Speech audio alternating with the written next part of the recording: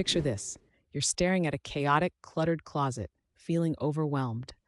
Now imagine opening your closet to find everything neatly arranged and easy to find.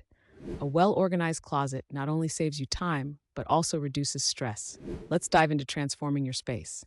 First, gather your materials: hangers, storage bins, shelf dividers, and labels. Start by removing all items from the closet, sorting them into categories: keep, donate, and discard. Next, give your empty closet a quick clean. Wipe down shelves and vacuum the floor, using a fresh smelling cleaner for an added touch. Now it's time to organize. Group similar items together: shirts, pants, dresses. Use matching hangers for a uniform look and shelf dividers for folded items. Storage bins are perfect for smaller items like accessories, shoes, and seasonal clothing. Label them for easy identification.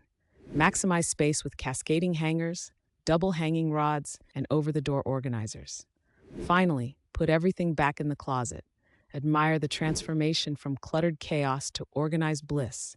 Enjoy the ease and satisfaction that comes with a tidy space.